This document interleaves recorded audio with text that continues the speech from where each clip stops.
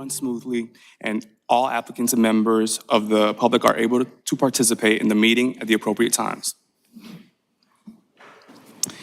If you are here today and would like to speak about a case, please provide your name clearly into the microphone, and please be sure to sign in either at the back of the room or at the podium for documentation purposes. If you're here today to speak about a case, you must speak up when the chairperson calls for public comment. If the case you are here to speak about is on the consent agenda, you must request that it be moved to the regular agenda to provide a public comment period. And I'll go ahead and call the roll. Mr. Brabham? Here. Ms. Coveney? Here. Mr. Foster? Here. Mr. Holcomb? Here. Ms. Pickerel? Here. Ms. Rogers? Here. And Mr. Osorio. Here. We have a quorum.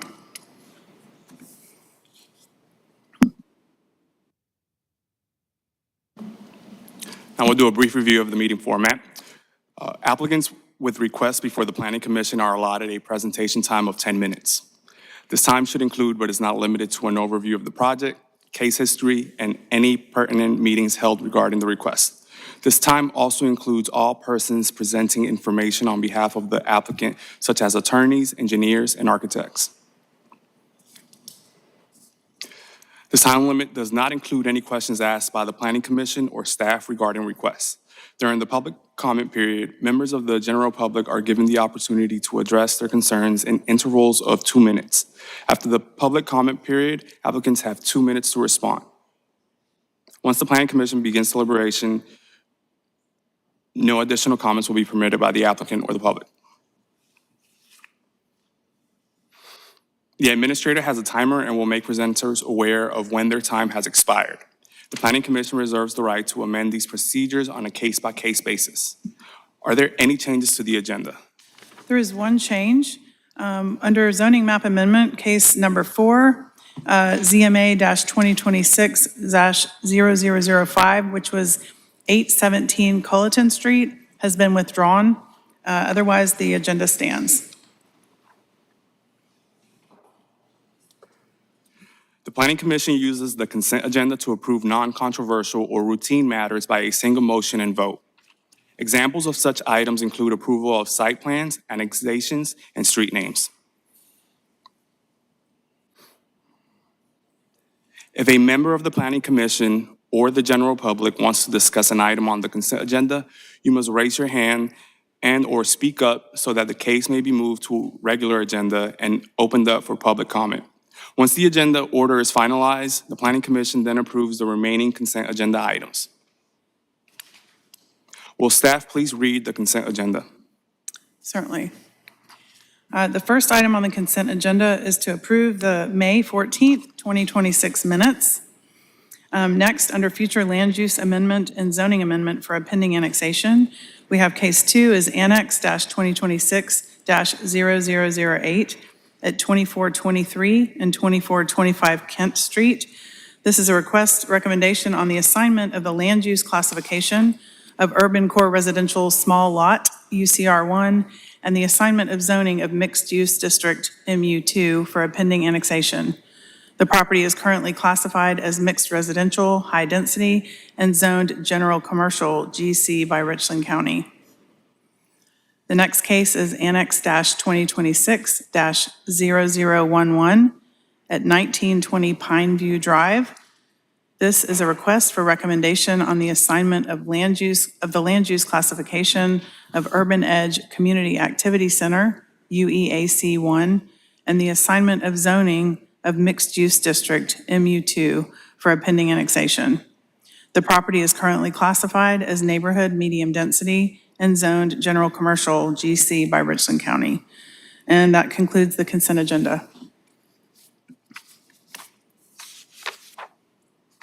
Is there anyone from the Public Commission or the public that would like any item removed from the consent agenda?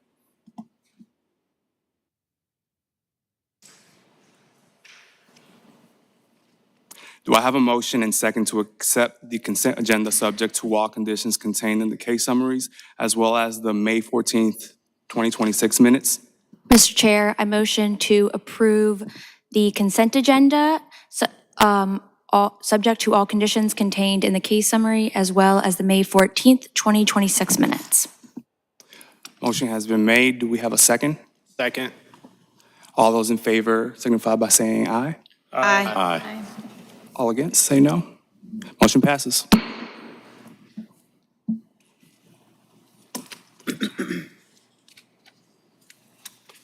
The Planning Commission will now move forward with those items on the regular agenda.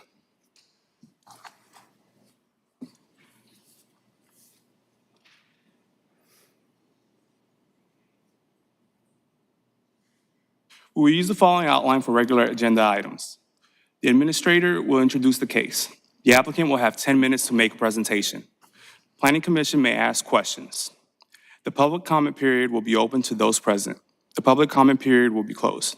The applicant will have 2 minutes to respond to the public comments. Planning Commission may ask additional questions of the applicant. Deliberation and action by Planning Commission will take place at the end.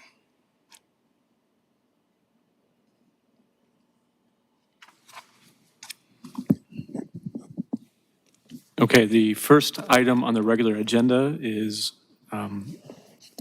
case number Annex-2026-0009. And this is 3801 and 3719 Old Leesburg Road. This is a request for a recommendation on the assignment of land use classification of Urban Edge Community Activity Center, UEAC-1, and the assignment of the zoning of General Commercial District, GC, for a pending annexation. The property is currently classified as neighborhood medium density and zone residential 4 by Richland County. And staff is recommending approval of this request.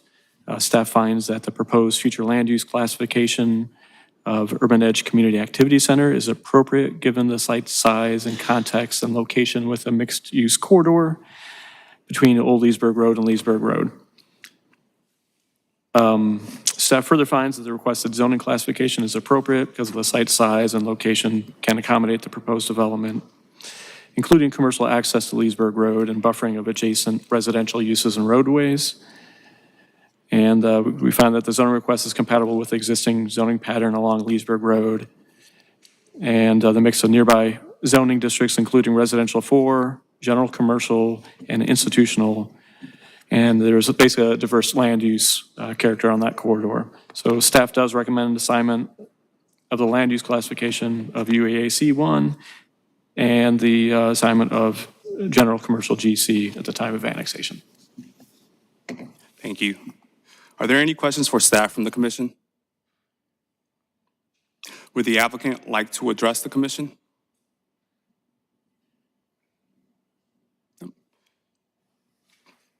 Okay, is there anyone else looking to speak on this item from the public?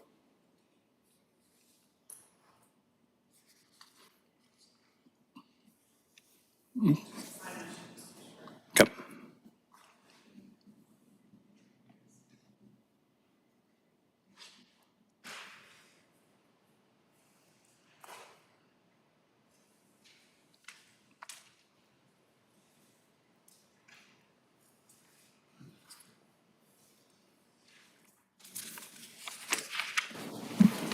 Nobody has signed up to speak on this case.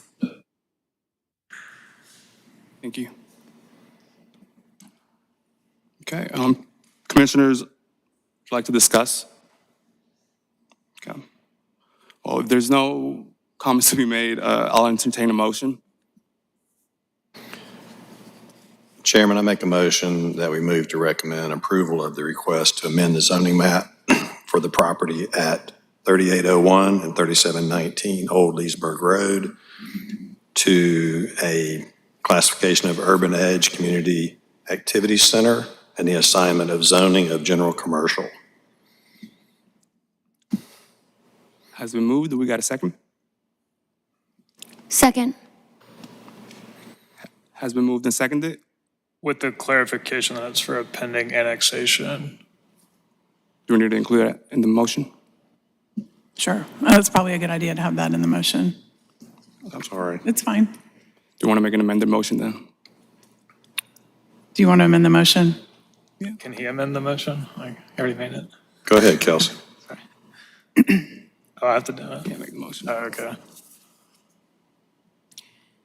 You could just recommend that the motion be amended to add that it's for a pending I move that annexation. we amend the motion for a pending annexation instead of a zoning map amendment.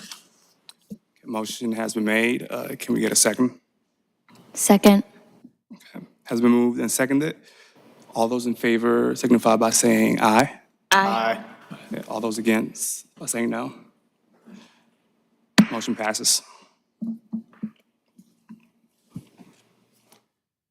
Okay, the next item on the agenda is Annex-2026-0010, which is 7601 and properties identified as east side and west side of Wilson Boulevard. Although for the record, I believe they're all on the west side of Wilson Boulevard. And this is a request for a recommendation on the assignment of the land use classification of Community Activity Corridor, AC2, and Urban Edge Residential Large Lot, UER2, and the assignment of zoning of Light Industrial District, LI, and Residential Single Family Medium Lot District, RSF2, for a pending annexation. The property is currently classified as mixed residential, high density, and zone general commercial by Richland County. I did want to mention that on this case, staff is recommending, it's a little bit of a mixed recommendation. We're recommending, approval of the proposed land use classifications and also of the proposed residential single-family medium lot district zoning designation, RSF2. However, we are recommending denial of the proposed light industrial district at the front of the property. And basically, staff finds that the proposed split future land use classifications are appropriate for the properties due to their frontage along Wilson Boulevard and that proximity to existing residential development and overall site size. And we find it to be consistent with the current Richland County future land use plans. We also find that the RSF2 is appropriate for that rear lot. It is similar in character to the adjacent residential neighborhoods. But we did find that the requested light industrial zoning is not appropriate because it's not compatible with those nearby residential neighborhoods. And it does not align well with the current or proposed land use classifications and would allow more intensive uses than the current GC zoning in the county. And so therefore, staff recommends denial of the light industrial, but again, like I said, it is a split recommendation on this particular case. Thank you. Do we have any questions for staff from the commissioners? I have a question for staff. So you're recommending the approval of, will it be cutting one of the parcels? And if so, what is the parcel, just for when we do the motions, we could motion the right parcel to be approved or disapproved for the RSF2? Just, Sorry, that is certainly an appropriate question. Let's see, I don't know if I know off the top of my hand what the tax map number is of that parcel. It is certainly the northernmost parcel. I didn't know if we needed it to make the motion. Yeah, or actually, those are the parcel boundaries, so it's. Yeah, unfortunately, yeah, we don't have a parcel number on the map. That's okay. Yeah. But it would be as represented on the map. Okay, thank you. Can you go back to the map? So I can, Yes. with, Yeah, there we go. so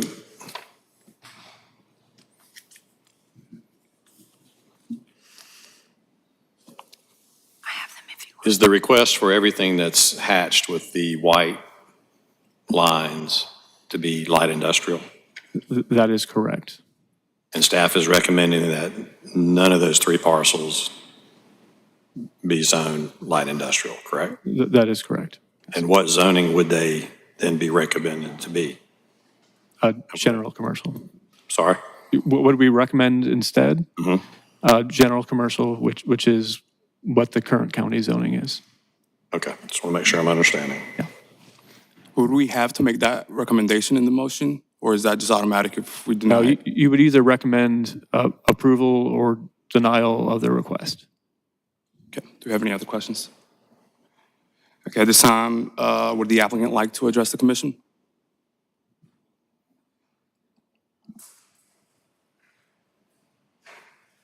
Good evening, how y'all doing? Good evening. All right. I don't know if I understood what you were saying, but the yellow part, we want to leave it residential. Okay, Yeah, can you start off by telling us your name? okay, you got the yellow and the white. The yellow part, we don't want to do nothing but leave it residential. That's our truck stop right there too. So we want to be able to park trucks in the first two white zones. The second white zone is where the house at, we own that too. But we want all of that to be marked commercial if we can for truck parking. We already got commercial for the truck stop that's sitting there, but we want to park in the extra 2 spots.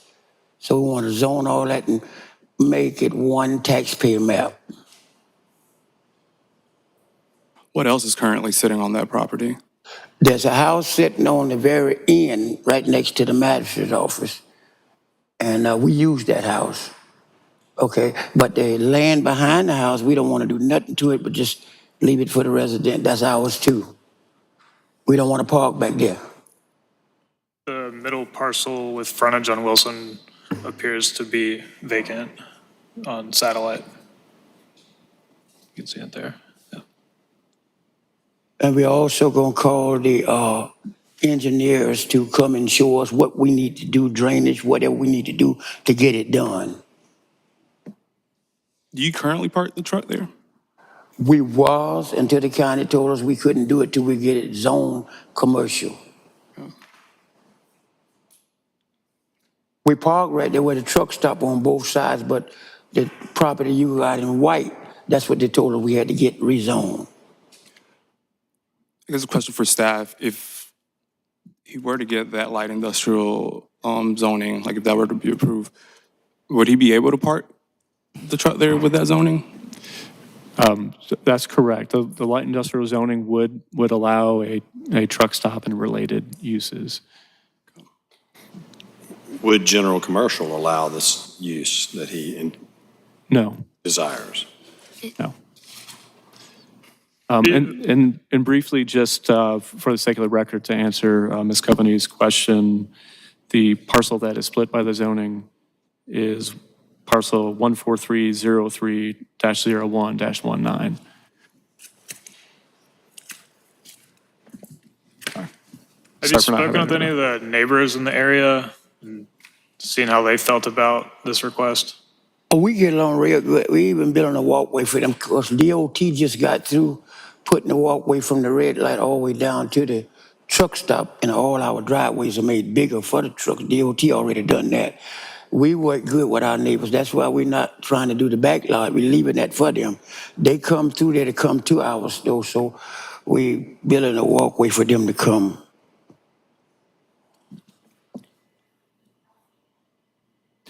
Are you the owner of the truck stop? I'm the area supervisor and part-time owner. Yes, Okay. ma'am. And I'm sorry if I missed this, but why are you looking to annex to the city? Like, why not get the zoning under the county? We talked to the county, and they was the one recommend that we come to the city because they said that at the time they wasn't going to do it.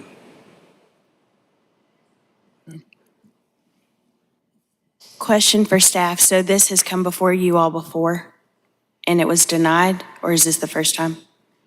No, this is the first time that we, the city, have seen this application. Okay. Another question for staff.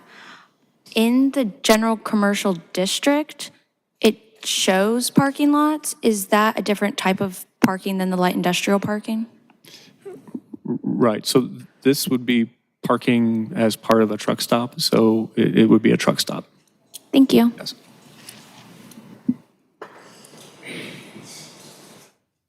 If you were unable to get this zoning in place, what alternatives do you have? Like, what would you do with the truck? And what would you do with that land? It's only for truck parking, but the civil engineer that we hired, they're gonna come in and tell us what we need to do, what must be done.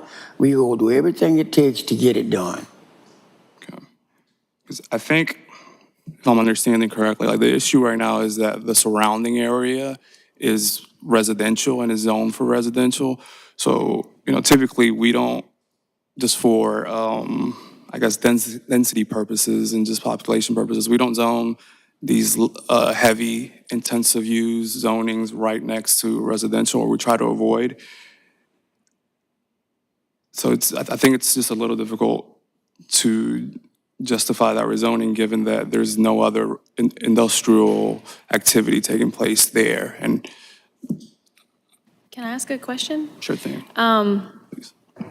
Would it make a difference for your layout? And maybe it wouldn't make a difference for staff, but if the entire parcel wasn't zoned light industrial all the way back to residential, like you're creating that buffer with the RSF2, but if you kept that buffer running and provided like a barrier in between the existing homes, Yeah, we can do that. just a thought, because I think that is the concern about. We use the home for our workers to live in. People that work for us at our station, they stay in the home. Okay, thank you. Just an additional question for staff. Looking at this closer, I was looking at the future land use map, but with the zoning light industrial, I can't really tell because it's zoomed in, but I mean, is it only that southeastern part that's light industrial, or is there more light industrial there? I guess which one's the one that's, I guess, keeping it from receiving your recommendation? There is light industrial across Wilson Boulevard. There is a truck stop on that property, again, on the other side of Wilson Boulevard, but it does have different context in that it doesn't have the neighborhood immediately adjacent to it. And we are also aware that this is near an interstate exchange as well. But that said, it is that adjacent context of the residential neighborhood that led us ultimately to our recommendation.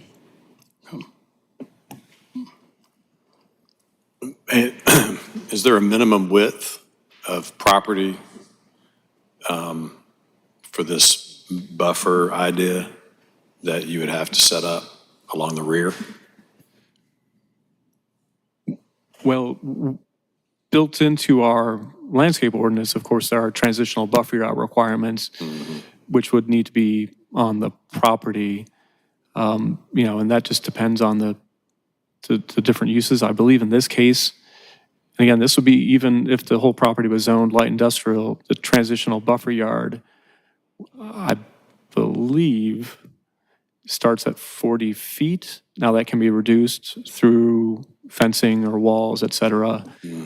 But again, when staff is making the recommendation, they're not making a recommendation based off of any applicant's one proposed use, but over the totality of the uses that are permitted in the district. Yeah, but those high-intensity uses directly adjacent to residential typically require the big, wide buffers. Yeah. So transitional buffers. Yeah. So there is that idea, the landscaping buffer. Your civil engineer would tell you have to do that anyway, Well, depending on. whatever the civil engineer tell us to do, we're gonna do it, drain system, whatever, we're gonna do it. Right. For your truck stop, is it just for parking your trailers, or is there a fuel station there or anything else that?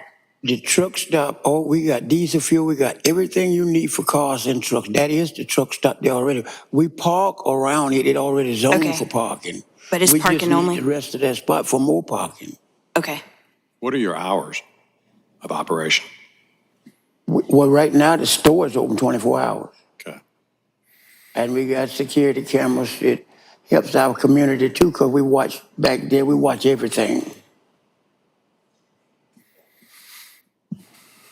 Current to date, have you had any of the residents like make any type of complaints or anything in your current operation? Well, no, because we told them what we was doing and we asked them to come and speak for us or against us, whatever they want to do, but I don't think nobody's here now, but we tell them that. But at the very back where he was talking about the 40, that's where the walkway is going for them to come back through the store with the double fence on it. Ain't no trucks will even go up on that. Okay.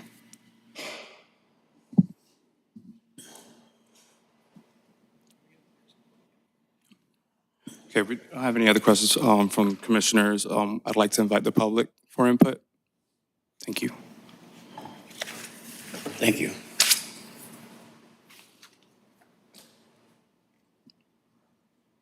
Okay. At this point, public hearing is closed. I don't know if commissioners want to discuss anything before we put a motion on the table. Yeah, I'd have a hard time going against staff recommendation. If I had a house around there and the zoning was changed to accommodate a truck stop, I'd probably be a little upset personally. I think where it can get tricky though is if the people that utilize the truck stop, those are their houses behind them. Ultimately, the expansion is supporting the expansion of the business. But I do understand also on the flip side, just having that light industrial just around the residents because it can change. Yeah, I think for me, it's a little, I guess, tricky because across from it, it is light, Right. light industrial. But I realize that road, it differs in just the complexion of it based on which side of the road you're on. But And the other property, the other truck stop is bound by I-20 and other commercial uses, not houses, right? yeah, I think the only sort of a pushback that I would make is that if he doesn't get this rezoning, I don't know if he can keep using that property for what it's been used for to this point. Question for staff. I mean, they would have to come back anyways for a site plan, right? Probably not. Or not for parking, but if they came back for another use and wanted to do something light industrial building there, right? Sure. So if, and I guess I'll talk about two different processes. So one is the question on the rezoning process, and regardless of your recommendation, the request does continue to city council, and they, of course, they would look at the application and the recommendations of both staff and the planning commission, as well as the testimony of the applicant and anyone that shows up at that meeting. So regardless of your recommendation, it does continue to city council. But in terms of any development on that site, our requirements for what we call site plan review kick in at 100,000 square feet of gross floor area. So it would be a development of that size before it would go to you. Well, were you referring specifically to planning commission review or just any site plan review?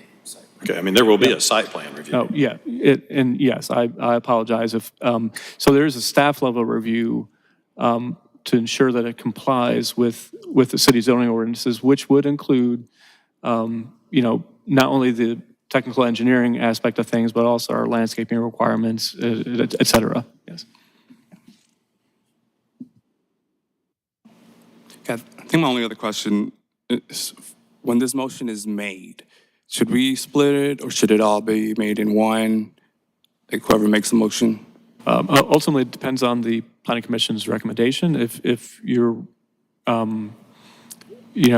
recommending approval of the portion and then denial of the other portion, then you should state as such. But if you're recommending approval of the application as it stands, then you can, merely recommend approval.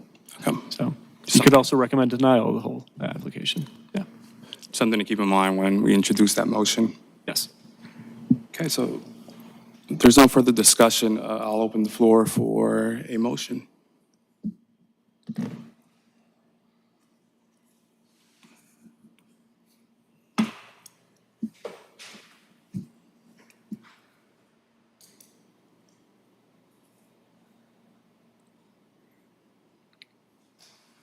Mr. Chairman, I'll make a motion that we approve this zoning request for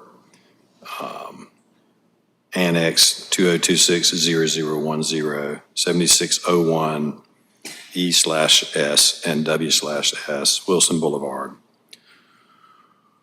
As stated, with use classification, community activity corridor, AC-2, and urban edge residential large lot, UER-2, and the assignment of zoning of light industrial district and residential single-family medium lot district for a pending annexation. Motion has been made. Do we have a second? Second. Motion has been made and properly second.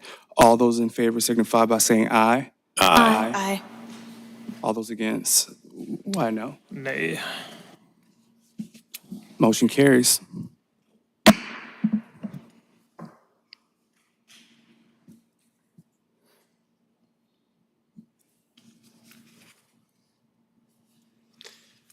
Okay, the next item on our agenda is ZMA-2026-006, and this is 705 Saluda Avenue. There are two separate tax parcels in this request, although there's just one address. And this is a request for a recommendation to rezone the properties from Community Activity Center / Corridor District within the 5 Points Design Overlay District to Community Activity Center Corridor District, CAC, removing the OV5P Overlay District. And, in this case, this is a council member sponsored amendment.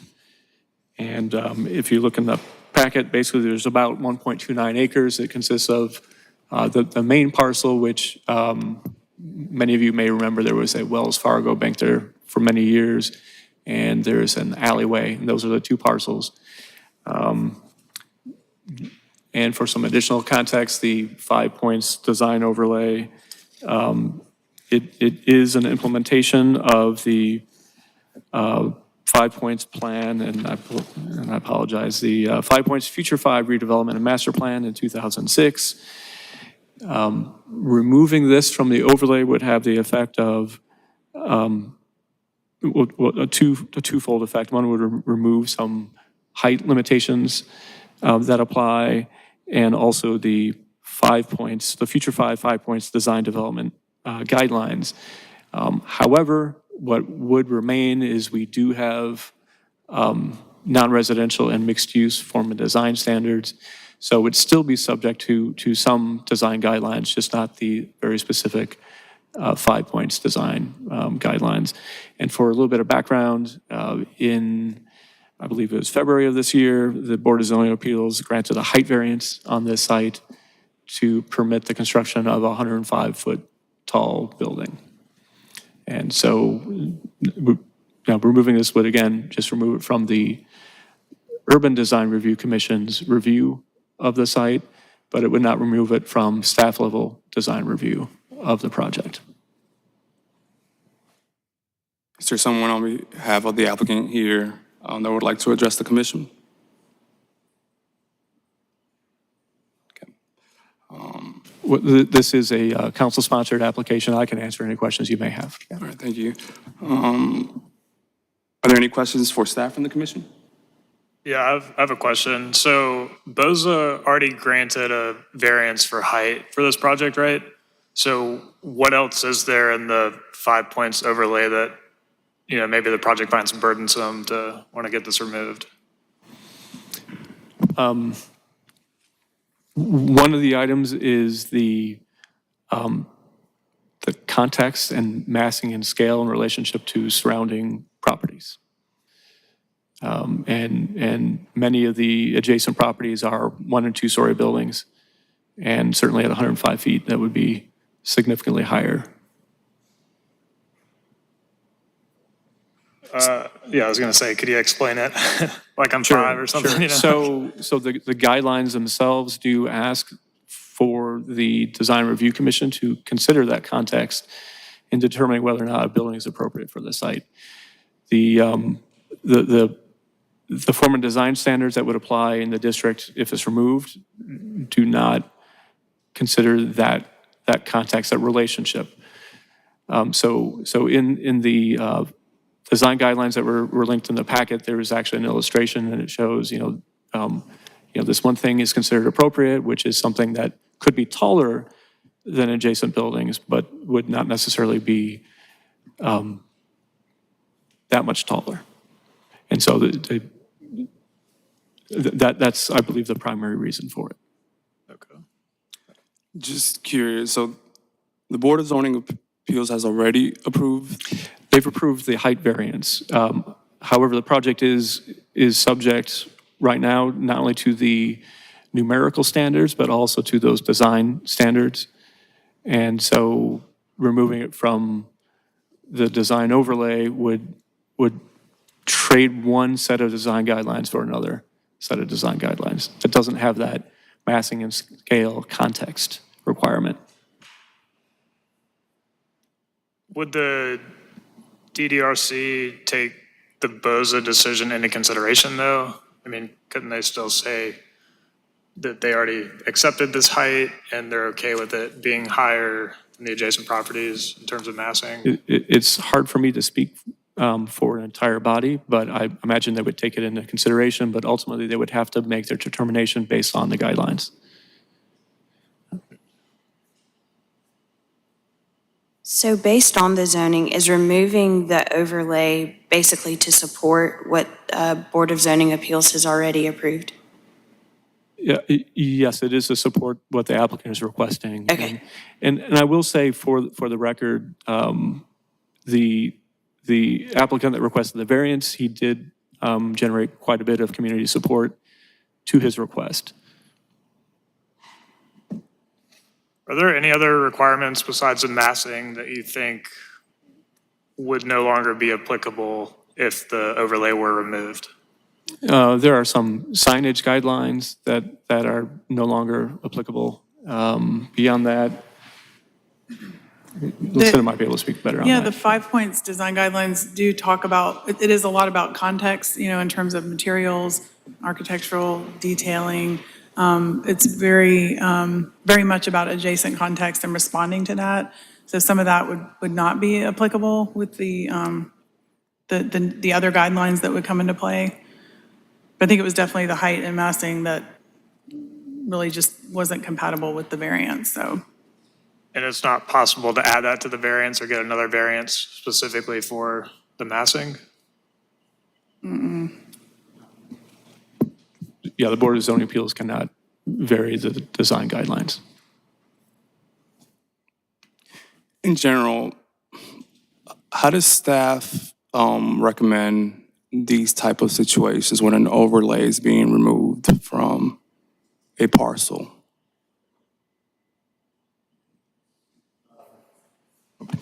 Sorry, my microphone was not on. I don't know if I have a lot of prior context to go back on. This is sort of a unique situation, to be honest. One of the things I will say is when we were talking about the context, I mean, this is not on the absolute edge of the district, but it is on an edge of the district.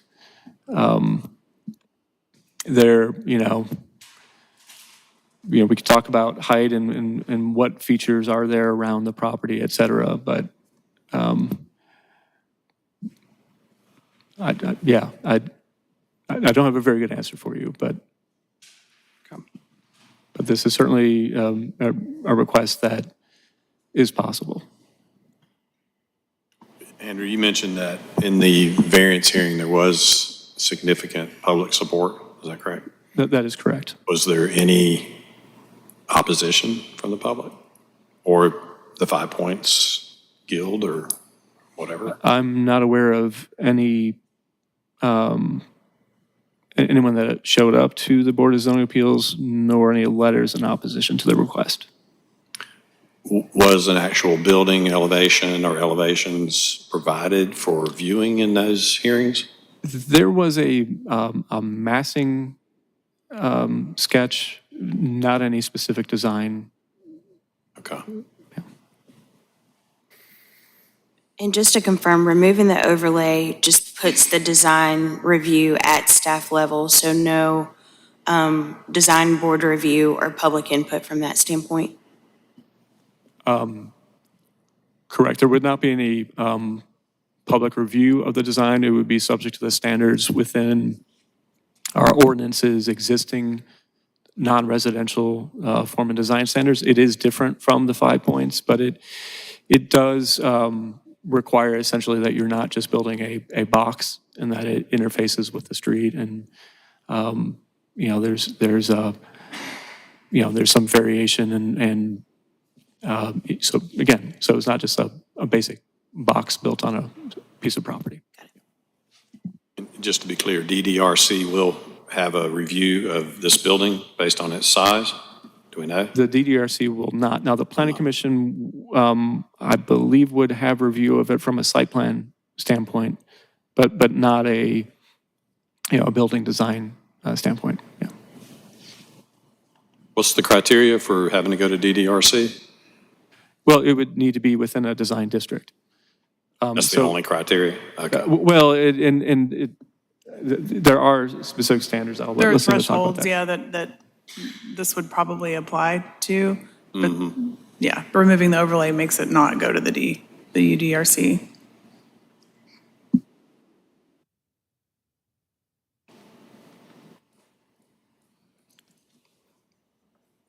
If you don't have any other questions, I can close the floor. Is there anyone from the public? One more, sorry. Go ahead. This will go to council? No. Yes, it would go to the council. Okay, is there anyone up from the public that wishes to speak on this item? Okay, if not, we can go ahead and close the public hearing. Commissioners want to discuss anything before we put a motion on the table? I'm a little apprehensive, to me, the property is in 5 points. I definitely would think of it as being in 5 points. I think it's, I don't know exactly what we're giving up by giving up oversight from the overlay. I understand the massing issue. Yeah, it's a little apprehensive, I guess, and I agree. I'm a little surprised that 5 Points Association isn't here because I would think that the overlay is to sort of keep everything looking uniform and consistent. So by removing this, I feel like we're sort of removing those limitations from it. I also feel like it kind of creates a donut hole. It's not really it's in the edge of the district, but not at an edge. So we kind of just have one property within the big district. To me, though, it is very close to an edge. And you have the railroad track right along one side. That's making me lean toward approving it. And the fact that there's no one here to speak against it. And that property's been sitting there for a long time. It'd be great to see something good on that piece. I don't know what this will be, but it would be good to see something happen there. Bringing customers to the 5 Points businesses, perhaps. Okay, if we don't have any other comments, I'll entertain a motion. I move that we recommend approval of the request to amend the zoning map for the property at 705 Saluda Avenue, TMS numbers 11-308-0609 and 11-308-0613 to Community Activity Center Corridor District as it meets the decision standards outlined in sections 1725C in the Unified Development Ordinance. Motion has been made. Do we have a second? Second. Motion has been made and properly second. All those in favor signify by saying aye. Aye. Those opposed, no. Motion carries.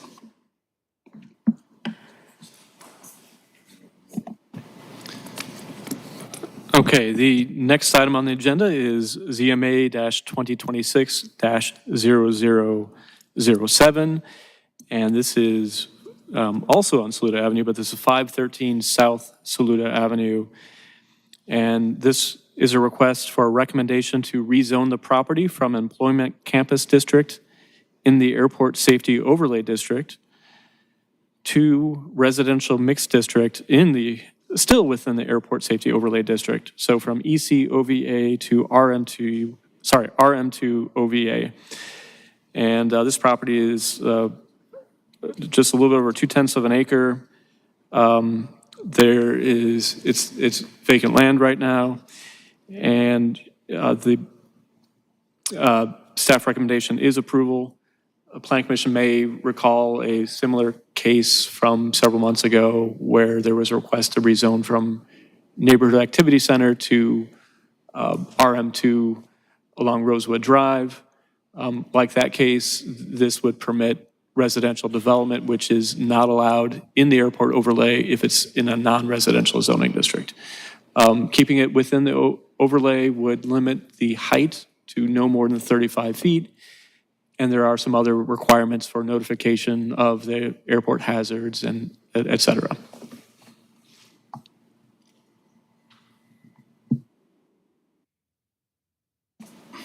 Are there any questions for staff from the commission?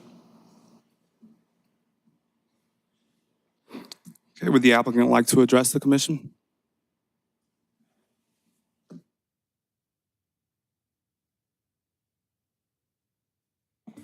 Good afternoon. Good afternoon. Can you hear me good enough? All right. Is this mic on? Okay, sorry about that. Can you state your name for us, please? All right, let's try that now. Excuse me. Dallas Massey, the applicant for the rezoning on 513 South Saluda. Keep this relatively brief because staff recommends approval as well. Sorry, I'll keep it brief just because staff has already recommended approval. Just want to reiterate the soundness, if you will, of the proposed rezoning. Right now, the corridor wishes to have residential infill. Rosewood wishes to have residential infill and to limit the creep of commercial and institution or industrial into the area. Rezoning this to RM2 satisfies either one of those. Takes out the potential for a commercial application right in the middle of the heart. And it's a much lesser of an intense use down to residential. That's all I got, but I welcome any questions that you guys might have. Have any questions from staff? I'm sorry, what was your last statement? Going from EC to RM2 is a much less intensive use.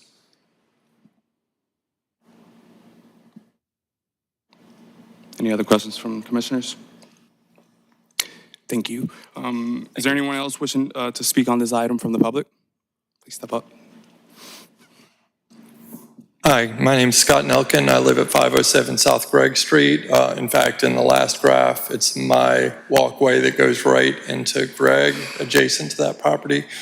My concern with the change and the development of that property is the three properties adjacent to it on Osceola and South Saluda there are all in violation of the McMaster versus, what was it, South Carolina, or Columbia zoning, in that they are 4-bedroom units per duplex, per side of the duplex. And my real concern is the same developer is going to come in and put 2 more of those units in.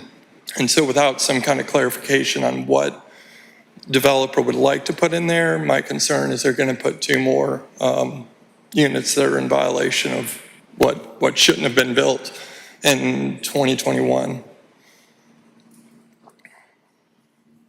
Have any questions from commissioners?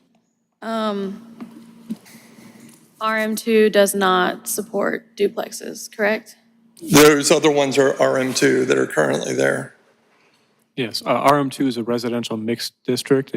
It does allow multifamily at a density of 17.2 units per acre. Okay. And I believe the lot size is large enough to support 4 units. Got it. Thank you. Do you have any other questions? I may want to double check that math, but it's 3 or 4 units. Have you had any chances to speak to the landowners or proposed applicant before this time? No, I didn't know that. Well, I came to city council about 3 months ago when this was up last time. And I was told at that time that it was turned down and it would be single-family housing only. And I just wanted clarification that this isn't just cropping back up and going to be the same developer or a similar developer putting in high-density, again, rental college student housing, because as it is already a nightmare on that block, and adding in, another 40, 50 bedrooms on a piece of lot right there. And I've lived in that house for 20 years, and so I've been there literally since we first redeveloped. I was the first homeowner in the Rosewood Hills subdivision, so I've been there really the whole time. Just for clarity, the properties that you're talking about are the ones directly to the north of it on this picture up top? I'm sorry, say that one more The time. properties that you're referencing? The ones that are on Osceola, there's the one that is kind of horizontal facing Osceola that's 2 blocks over, and then the 2 square ones immediately adjacent to that property. Okay. Yeah, I mean, I don't want you to think that we're, brushing your concerns off or anything. It's just that for the purpose of today's meeting, we're just looking at the parcel that's highlighted on there. Sure. Yeah, and my concern is that that same developer is just going to come in and put more of that property, that same kind, instead of, again, I'm fine with residential. I'm even fine with multifamily residential. My concern is that it's going to be just more student housing. I understand. Do we have any other questions from commissioners? For staff, I mean, is it true that those parcels are in violation of some ordinance to the north? I was not previously aware of a violation, so if it's not against the ordinance to build a home that has 4 bedrooms in it, what is against the ordinance is to utilize a dwelling unit for more than one family. And so one of the measures we've taken recently is when it's kind of apparent that someone is going to build 4-bedroom home in this area, that we are requesting that the applicant at the very least record an affidavit stating they understand the ordinance regarding occupancy. And so if you have more than 3 unrelated persons, as a violation of the zoning ordinance. And sir, you're saying this was before council a few months ago and got denied. Yes, sir. What was being proposed then, exactly? I'm not exactly certain it was a high-density thing. I don't know what it was, but it was turned down. I mean, Yes, ask Will Brennan what. I apologize. Yeah. I believe this came before Planning Commission in September of 2024. And, our requirements are that there be at least 12 months. And so that time has passed. And so it's a new application, but I believe it's the same request. Same request, new application. Okay. Do we have any insights as to why it wasn't approved at the time? I'm not specifically aware of why it was denied, no. For staff, just to have it on record for the meeting, what options are available for the surrounding neighbors if there were to be a code violation, or for the ones that are happening, just for the neighbor to know? If there is knowledge of a property being utilized by more than 3 unrelated persons, then calling zoning at 545-3333 to report that concern. Thank you. Can we then show on the record that I did just report those properties again? I've reported them several times that they're in violation. And they're still renting to students, and they're definitely not related. Yeah, I will have my inspectors look at it, so. Okay. Thank you. I think just for purposes of today, we're just considering the zoning for this parcel. And I mean, just if I understand it correctly, like currently as a zone, it's zoned for a higher dense usage, correct? The current zoning district, EC, is employment campus. It is in our ordinance, it's classified as an industrial district, but it is perhaps industrial light. It does allow, when it's not within an airport overlay, it does allow some, again, lighter light industrial uses, and it's kind of intended as sort of a tech campus district. And so in an employment campus, you're allowed to do, for example, those tech type uses and some light industrial and some multifamily that would serve those uses. One of the things I did fail to mention is, so there is a Rosewood plan, and that is one of the things that staff looked at in making the recommendations for this specific area. It was encouraging development of residential, but one of the other things it did recommend, and this would be a little bit perhaps further to the west and to the south, was this tech campus type use. And the adjacent properties that are currently zoned EC, they are currently small contractors and similar types of uses. So while we don't find EC to be incompatible with what is already there, we also felt comfortable recommending residential. Okay. And again, sorry, just for further clarity, right now with the zoning that it has, that EC zoning, Yeah. it could put a duplex on it. No. Normally, in the EC district, yes, but because this is an airport overlay, they're not permitted to do residential. I will say that we did notify the Airport Commission and the Richland County Airport of this rezoning request.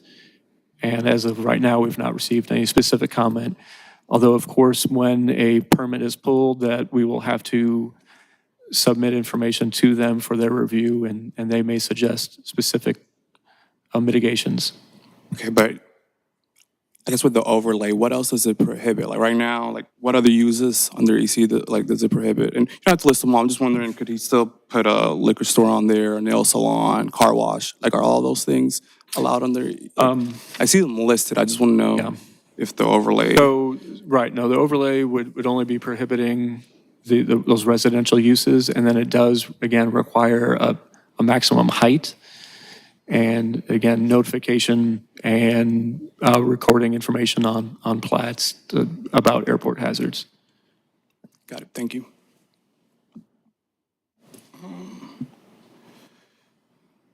Okay, do we got any other questions from commissioners? Outside of the 12-month expiration, what has changed, or if anything has changed between the previous application and this application?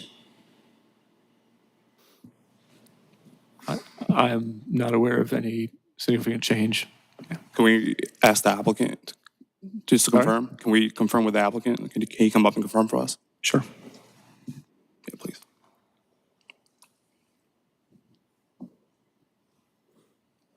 To your question, nothing, just time.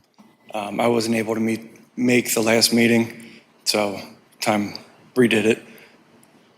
Everything else is basically the same. Okay. And Mr. Elkins, right? No. I'm sorry. I definitely welcome a sidebar collaboration if you would like. But given the 17.2 on an RM, it currently would not support your fears. However, as an EC, what is allowed is car washes, liquor stores. It's been a forest, though, for about 40 years. I'm sorry? It's been a forest for about 40 years. Sorry, can we comments up sorry. here, please? We can just leave it at that if you like. Okay, thank you. Is there anyone else wishing to speak on this item? Okay, we'll now close the floor for a public hearing. Commissioners, anything to discuss?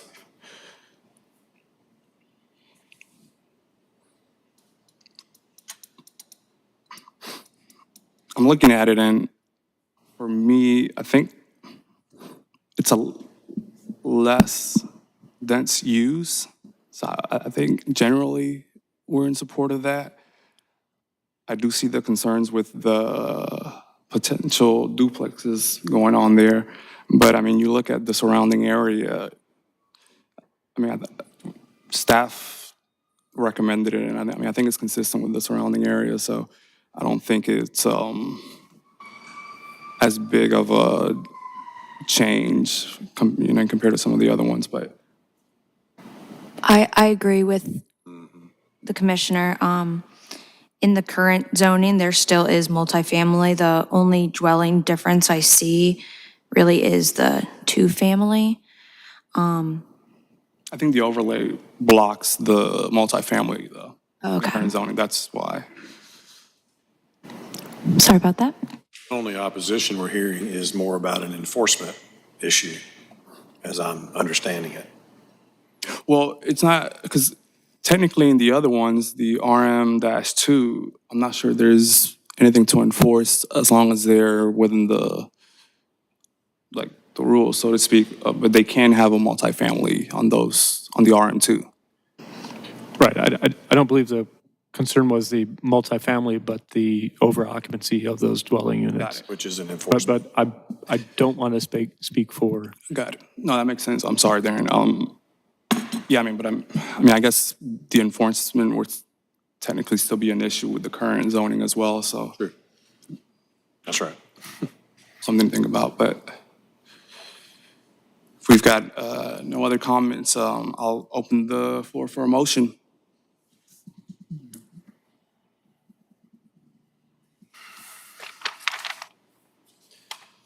Mr. Chairman, I'll make a motion that we approve this request to rezone the property from Employment Campus District in the Airport Safety Overlay District to Residential Mixed District in the Airport Safety Overlay District for 513 South Saluda Avenue, TMS number 11212-05-03.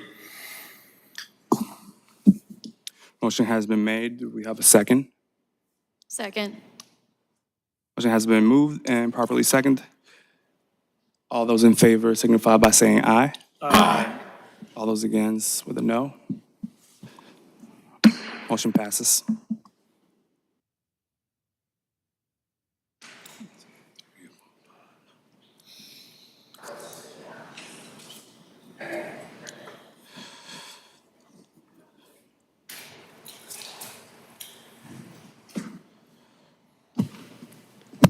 Okay, so that brings us to our next case and the last item on our regular agenda, and that is case number TA-2026-0004. And this is a request for a recommendation on an amendment to the Unified Development Ordinance, Chapter 17, Article 7, Nonconformities. Specifically, Section 17-7.2, Nonconforming Uses, to allow the reestablishment of non-conforming, non-depository personal credit institutions within a specified distance, subject to conditions. And as with the earlier case on the agenda, the applicant is a council member, which is Daniel Rickerman, our mayor. And you may recall in our April 9th meeting that there was an amendment request before this commission. And in that request, there was, and I'll go into more details with this amendment, but it was a request based on relocation to another location on the same lot. This is a slightly modified request to allow reestablishment within 600 feet of an existing non-conforming, non-depository personal credit institution, which is also known as a payday lender or title loan establishment. And instead of repeating that mouthful, whenever I refer to it again, I'll just call it a payday lender. But again, our ordinance does have that longer term for it.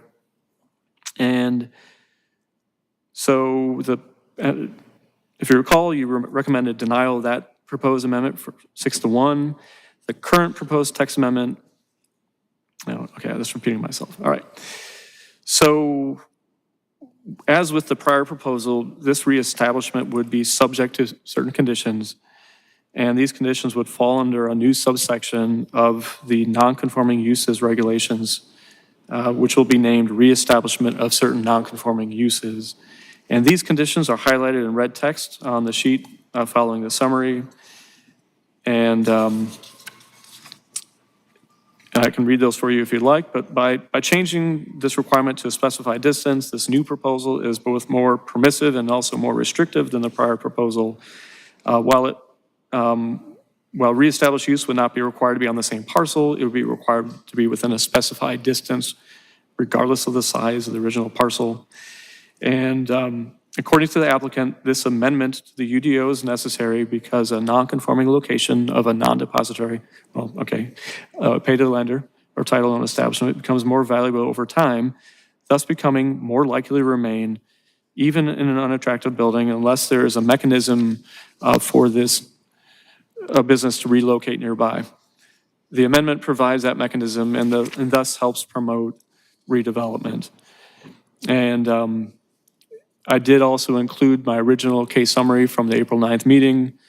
And just to recap that real quick, so a non-conforming use is a use that does not meet the current requirements of the Unified Development Ordinance, also known as the UDO.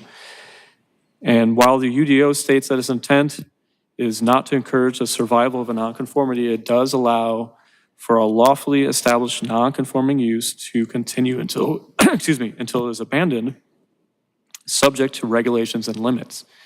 And currently, the UDO does not permit any non-conforming use to be moved, even on the same parcel or within 600 feet, unless it is moved to a location that would permit the use. This proposed text amendment would instead allow a non-conforming payday lender or title loan establishment to be reestablished in a newly constructed building within 600 feet, as long as the reestablishment can meet certain conditions. And though this amendment would allow the non-depository personal credit institution to be reestablished on a new building, to whatever extent it does not conform with the remainder of the regulations for this use, it would remain non-conforming. And so this means that if it's in a district that does not allow a payday lender, it would still be non-conforming for those standards. In other words, the reestablishment does not make it conforming. And just to briefly go over the standards that this re-established thing would be, and those are up on the screen right now. It would, again, need to be reestablished in a newly constructed building located within 600 feet. And it would need to be located within a designated design overlay district, which would be subject to the review of the UDRC. And the reestablished use must be smaller in gross floor area than the area previously occupied by the non-conforming use. And of course, the newly constructed building and the established use shall comply with all design standards, landscaping, parking, and signage regulations that apply within the overlay district. And the non-conforming use must have been legally established prior to the adoption of this regulation, or prior to the regulation rendering it non-conforming, and must not have been discontinued for a period of 12 consecutive months. And so those are the standards for this relocation, if this text amendment would be adopted. Thank you, Andrew. Are there any questions for staff from the commission?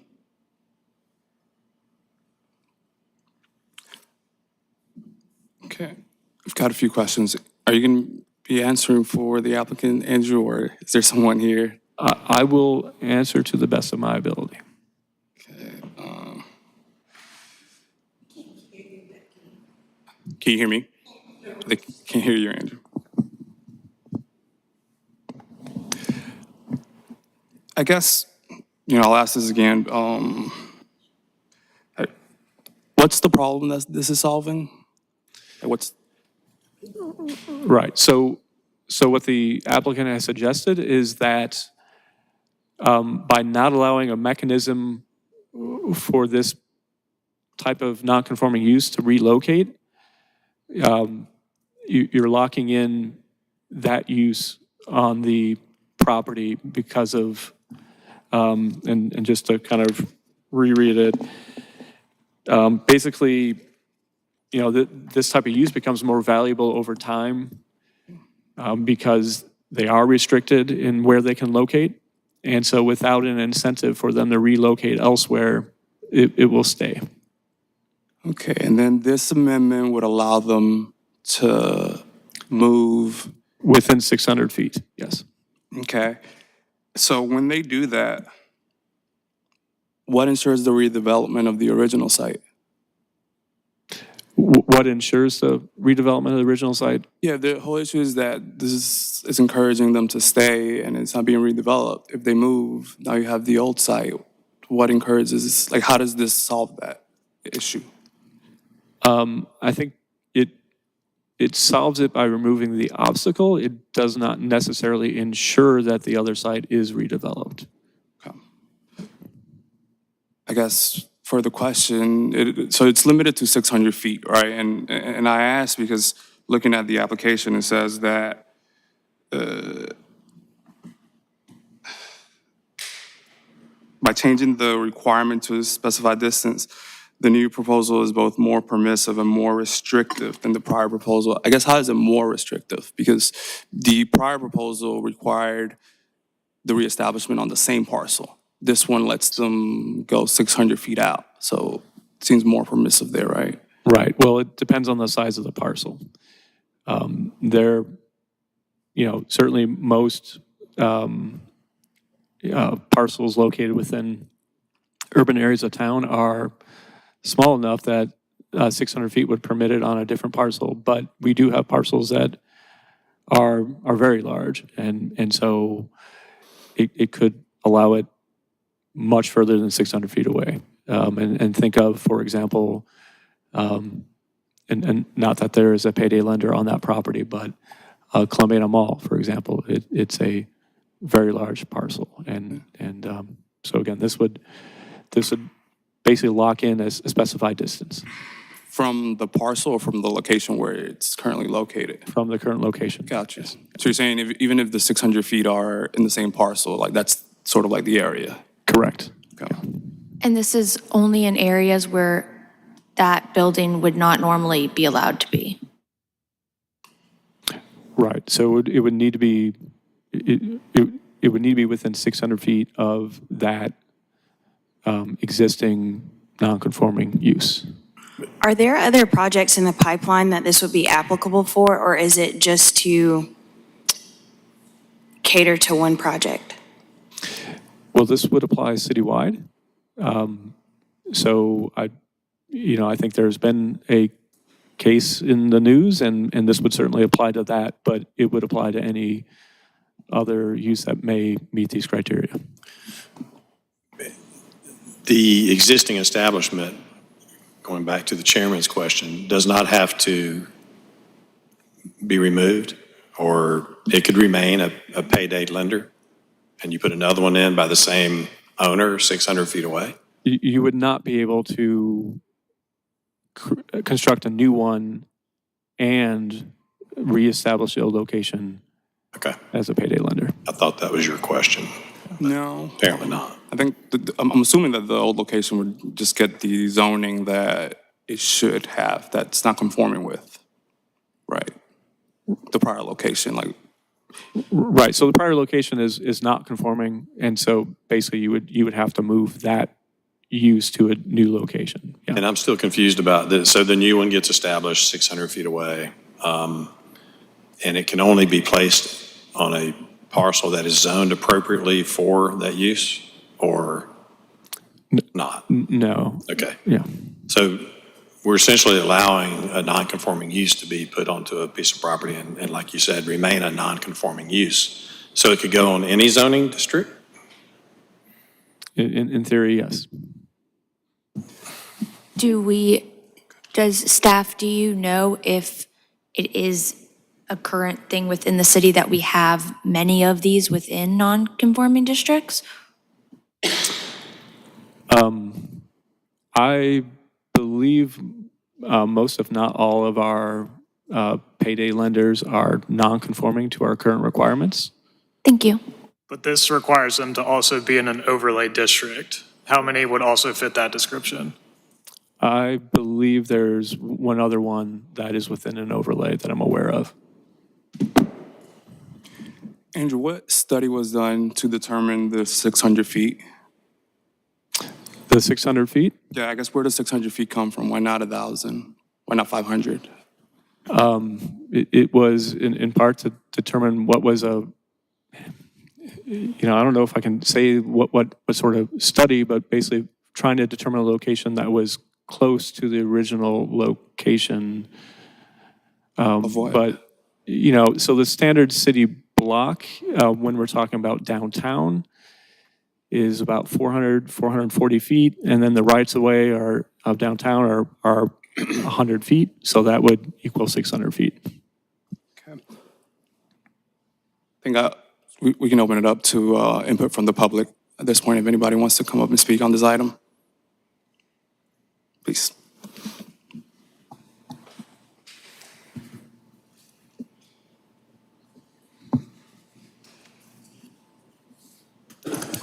This is Movia. Hi, my name's Betsy Newman, and I'm a member of the Hyatt Park Community and the Neighborhood Association. But I just have a question. Well, are we not discussing the gas station that is also proposed for this piece of property? I'm sorry, I'm not sure which piece of property this is relevant to. I know what you're talking about, but right now we're only talking about a text amendment. No property was highlighted, so that's Right, I know that, but it just seemed to me amongst yourselves that, I don't know, are you not aware that there's supposed to be a gas station? Here's why I'm asking that question. Because as far as I understand it, the reason to move the non-conforming, non-depository institution is to make room for the gas station. It's so that the gas station can go on the corner. That's why this whole text amendment, which is a fancy word for changing the law in a historic overlay district, that 20 years ago, thousands of dollars of taxpayer money were spent to design a master plan that called for a pedestrian-friendly, community-oriented neighborhood. And now a 16-pump gas station is proposed for this property. And the reason to move the title loan building, the only reason to move it is so that the gas station can go on the corner. And, I just feel like it's the elephant in the room here, that this is not just a more convenient spot for the title loan building. No, it's fine the way it is, and it has been extracting dollars from our community for a long, long time. It's an extractive business. I know that's not really part of the discussion, but why make it easier? Or, why move it at all? Except to provide a corner location for the Murphy's gas station. This is highly objected to by our communities, not just my community, my neighbors here from many communities object to this and implore you not to approve this text amendment. Thank you. Thank you.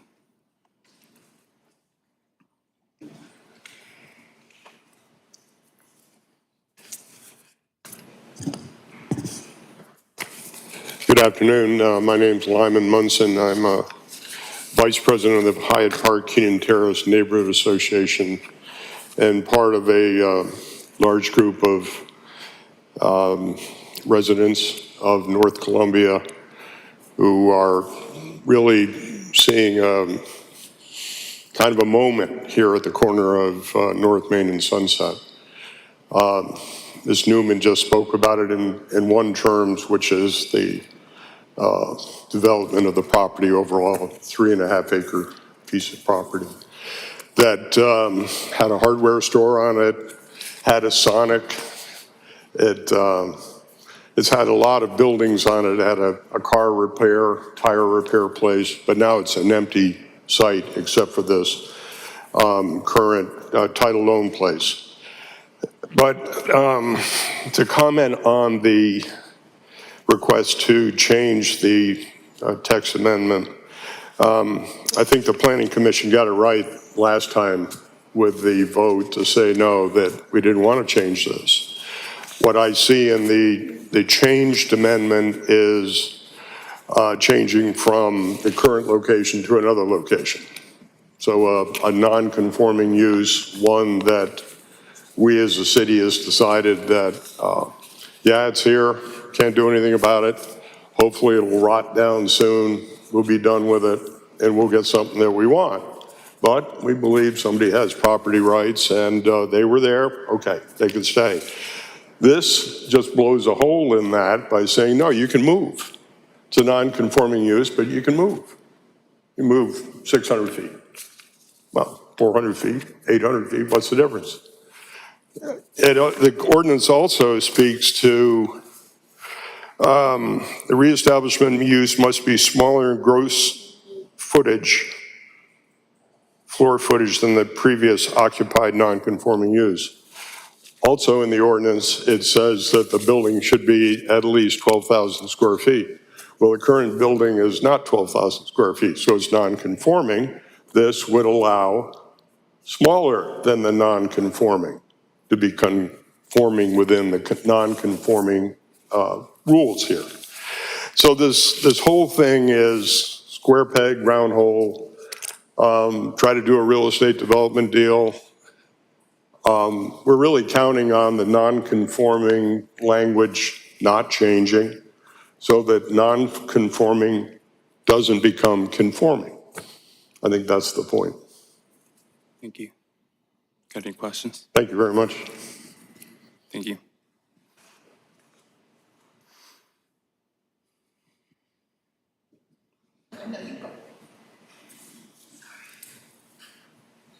Good afternoon. Paul Michaud, Earlwood Community Organization. We are consistent with our last recommendation that we would hope the Planning Commission will be consistent as well. The text amendments are a little bit bizarre from my point of view. The 600 feet, I mean, I think it's pretty rare that any parcels are that long in the city. So it seems like this is just perpetuating a non-conforming use. I think if you recommend approval, you're pretty much just noticing the title loan companies that they can get a new building, they can get a new tenant, they can continue their use. So yeah, we'd appreciate it if the Planning Commission also recommended denial on this amendment today. Thank you. Thank you.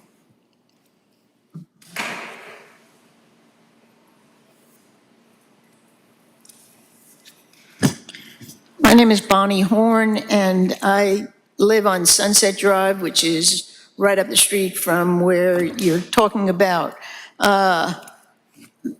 Basically, I'm with all of them, and I don't think that the text amendment should be changed. The whole basis of it, as they've tried to tell you, is because they want to put in a gas station, a mega gas station, and they need to move the title place over so they can put in the gas station. If you look at all of the criteria and all of that, you'll see that's the reason why, because the dates would all fall in together and all lead to that. But we don't need another gas station. We have, I think it's 5 gas stations in the neighborhood. So we don't really need another gas station, and we don't need a mega gas station that's going to put our small mom and pop gas stations out of business. So, but beside that, I believe there is some type of a consent agenda which says that the major exterior changes would have to be consented to, and we all don't consent to the changes. Besides that, the title place, if you research that, you'll find out that you know, whether we like it or not, that's besides the point, but it does a booming business. So why take this place that's doing a booming business and try to move it up the street with all of these different changes? Well, the whole reason is so to put in this mega gas station, which we don't need or want. So that's why we're all opposed to that. Besides that, it's going to be on Main Street, so it's going to be a lot of traffic that's going to go there. And we have ambulances that travel down Main Street and go up Sunset. We have, you know, other emergency vehicles, fire trucks, and they'll be delayed, and people could die from that. So that's why we don't need that on which is near our street. I guess that's basically it. We would like for the permit to be denied.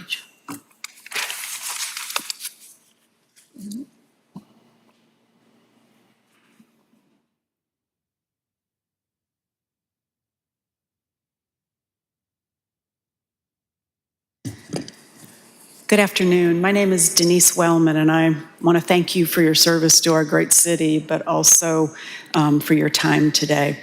I'm a member of the Cottontown Bellevue Historic District Neighborhood Association Board, the neighborhood that is just south of where this parcel that we're talking about today lists. We stand with our neighbors who have spoken today and who spoke previously about this against this text amendment for all the reasons they have already spoken, and I won't address those again. But, you know, I think it's important to consider, why are we back here today? We're only back here today because one developer has created this discussion. One developer of the gas station and convenience store wants to move to this parcel. And we wouldn't be back here again today if this developer had been honest and transparent with the city, with y'all, with us, with the other businesses in the area about what they were planning to do with this property. It would have already been decided. But they can't make happen what they want to make happen without subdividing this parcel. And so we're back here today with an idea that will allow them to continue their predatory practices on this corner, yet make way for this wealthy developer to also get what he wants. And I think it's important for us to realize that, at least I'm not in favor of one wealthy developer changing city laws to accommodate their individual needs. Having another gas station on this corner is inconsistent with the master plan, and the neighborhoods around it, the businesses around it are not in favor of this. Imagine what's going to happen to the small sort of mom and pop gas stations in the area. They're going to go out of business, and we're going to be stuck with all of this property. But more importantly, I think it's important for us to ask, if they wouldn't tell us what they're planning to do with this property from the get-go, what else are they not telling us about what they're planning to do on this property? We would ask you to recommend denial of this text amendment. Thank you for your help. Thank you.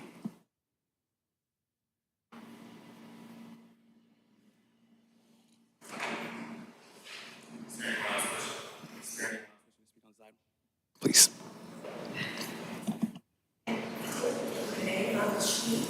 When I got in, because I didn't see it. Gotcha.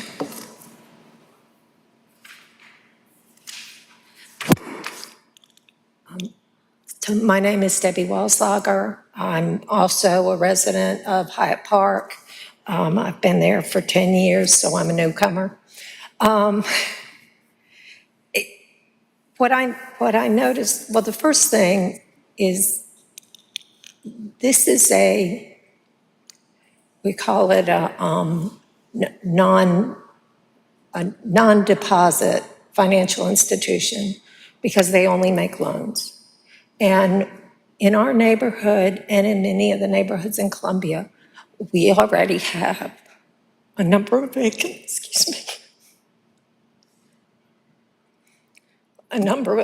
houses.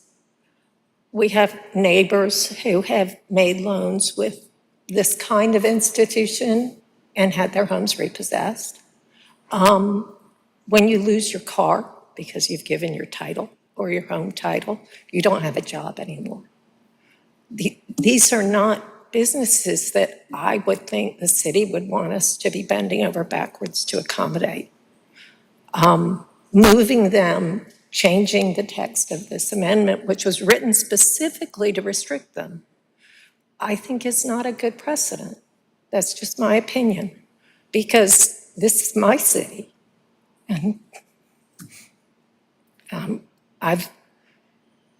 long ago, I was a bank auditor, and I had the opportunity to review some of the books in these businesses. I was with a fiduciary organization, and they make a tremendous amount of money, and they collect a tremendous amount of property. And I'm not sure that's what we want our citizens to go through, and I know it's not what I want my neighbors to go through. And that's besides the gas station. Thank you. Thank you.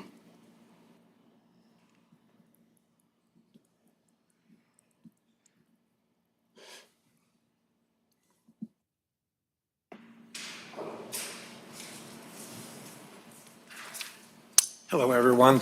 Good afternoon. Basil Garcia. I live in Hyatt Park area. Been here 50 years or so, but anyhow, waiting patiently for good development to come our way. And I know you're here to talk about the text amendment, so that's what we should focus on. I stand with everyone else who spoke and won't remake those points, but as I understand it, the text amendment should foster the intent of the existing underlying plans, which we've bought and paid for. Yeah, they're 20 years old, but that doesn't mean they're obsolete. Look at Finley Park. That's been around a while. We dumped a bunch of money into that. That's still good. So these plans, maybe they need tweaking, but they're basically good.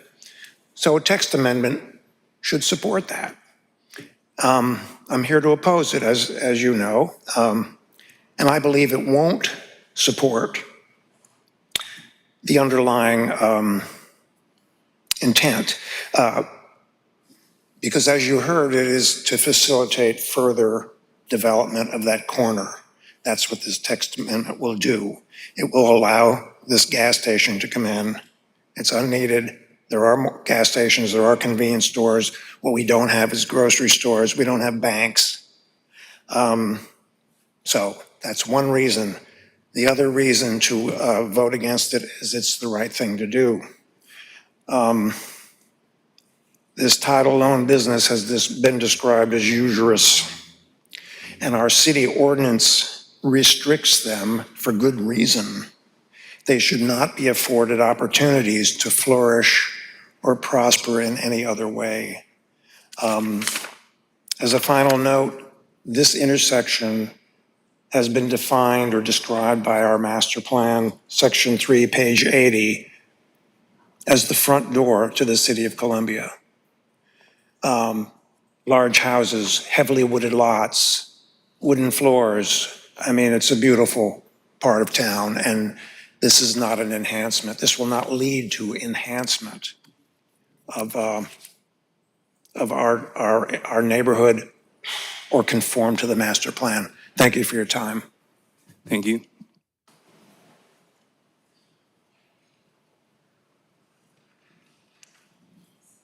Hi, my name is Elva Stinson. I live in the Hyatt Park neighborhood. I've been there since 1980, so I'm a long-term resident. I agree with what I've mostly heard from my neighborhood today. I was here for the prior iteration of this text amendment, and one of you asked why. And as I read this current text amendment, and I think maybe you said the thing, what's the purpose of this? And I think listening to everybody here today, you maybe have a little clearer idea of what the purpose is. This change, there is no need or justification for this change. The proposed change will not further the ordinance or the comprehensive plan. It is, as people have already alluded to, the North Main Master Plan, the North Main Corridor Design Overlay. It was to accommodate a moderate density, walkable, medium scale, mixed use development, some commercial development, but the main thing was to be compatible with and support a pedestrian-oriented development. This text amendment, as it's listed, even though it has lots of parts to it from before, it addresses a very specific, non-conforming, non-depository personal credit institution that's also known as a title loan or title pawn business. This business is not consistent with the goals and policies of a comprehensive plan. It doesn't address a community need, and it's not consistent with the purpose or the intent of the zoning districts in our ordinance. The UDO talks about the intent of this Article 17 is to permit these nonconformities to continue until they are removed, but not to encourage their survival. This text amendment is doing just that. It's providing legitimacy to this business. The article also states that we don't allow them to be enlarged, extended, constructed, moved, or structurally altered. And yet we're doing that in this text amendment. I ask you to vote no about this text amendment. Thank you for your time. Thank you.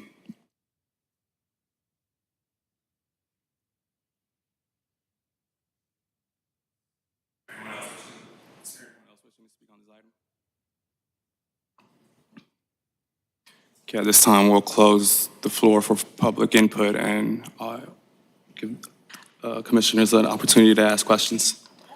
For staff, so if the payday institution moves the 600 feet, and let's say they abandon the building and another payday institution wants to acquire the building, is that allowable under this text amendment? Just to make sure I'm understanding your question, if If the existing business, which is a payday institution, just by name, wants to abandon the building, like they move or whatever, but then another payday lending institution wants to acquire that property, are they allowed to do that with this text amendment? So currently, and just to kind of establish a baseline, so currently under our ordinance, if the existing business goes out of business, then there is a period of 12 months to determine whether or not the use is abandoned on the existing property, right? Now, under this text amendment, if they construct a new location, the prior location is not, it would not be allowed to be used as another payday lender. So that payday lender would have moved. So that nonconformity would have moved. Right, yes. but if in the moved location, in the new location, we'll just say Title Max or whatever is the payday lender. Sure. And then Title Max goes out of business, and then Auto Money wants to come into to the Title Max building. Would that be allowable in that new location, under this text amendment? Yes. Okay. But that would be, right, so that new location would carry that same nonconformity, and that could be continued, yes. Okay, thank you.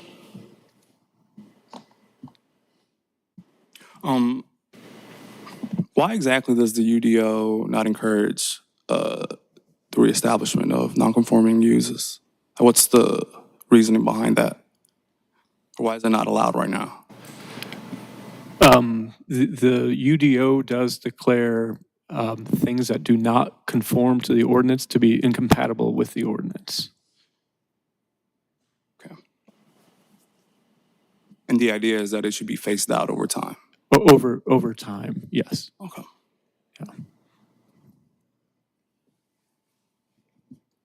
Do you got any other comments? Yeah, so you brought up something the last time we saw this. I'm just wondering, does this open the city up to liability in terms of, hey, there's this amendment now for one non-conforming use? Is there any concern that other non-conforming uses could also request similar accommodations, I guess? Is that just a general question? I think that's one of my concerns too, because I think it sets a precedent of if someone comes to us who currently has a non-conforming use and they want to move it, if we decline that and they say, well, why did you make an exception for payday institutions? I don't know what we're going to say to that, because I don't know why we're making an exception for payday institutions. Well, in the text amendment, it's explicitly calling out non-depository. So we're pigeonholing ourselves anyway in this text amendment, which then raises the liability questions of, well, why only this type of non-conforming use and not others?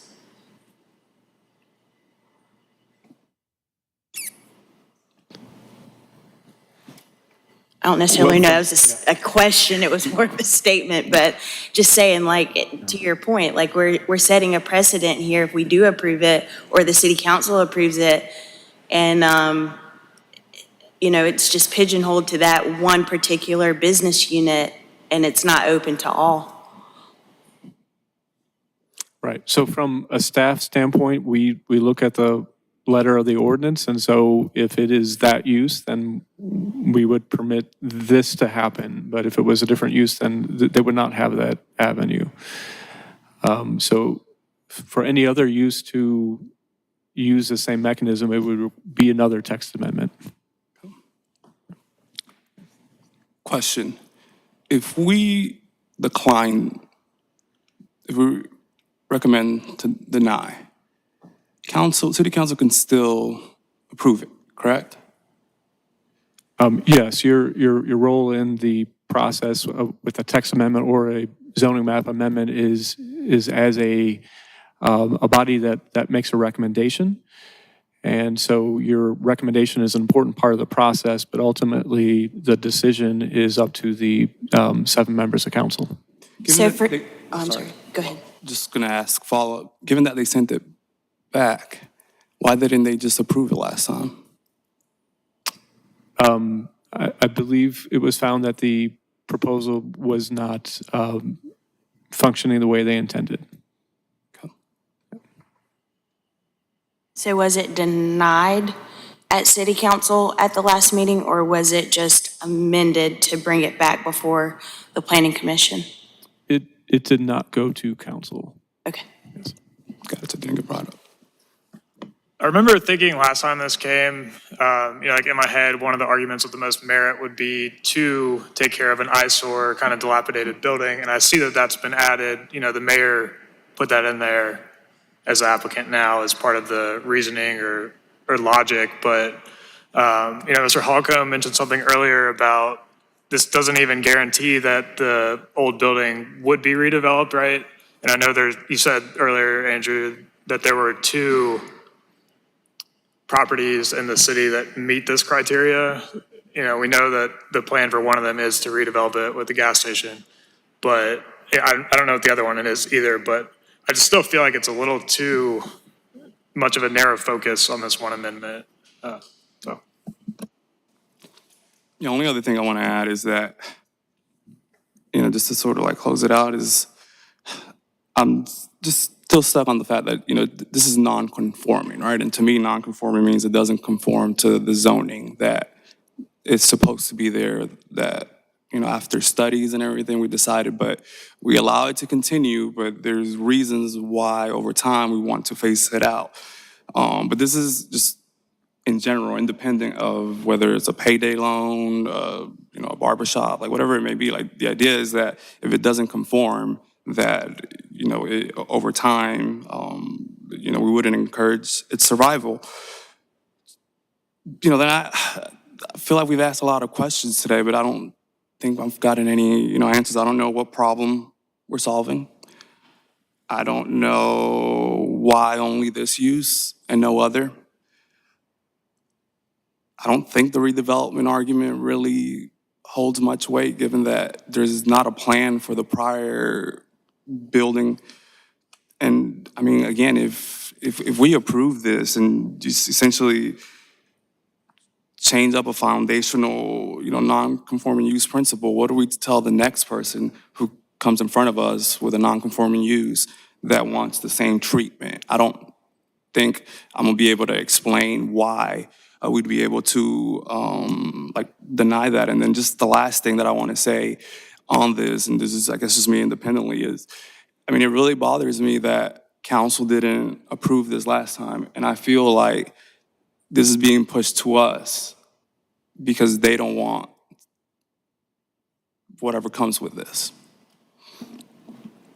Adding to Carlos's, if we really were ever to give an excuse to, or a variance to a non-conforming, I feel like in our role, we are really supposed to be helping the community, and we had an overwhelming amount of community members come today who have told us how it negatively impacts them.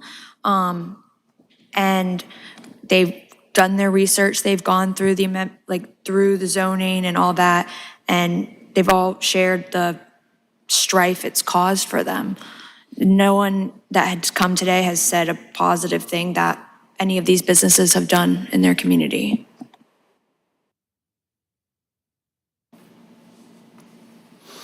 Okay, if we don't have any other comments, I think can entertain a motion.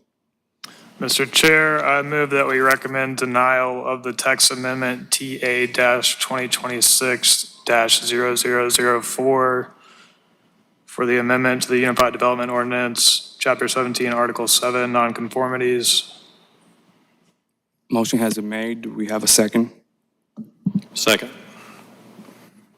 All in favor signify by saying aye. Aye. All against? Motion carries.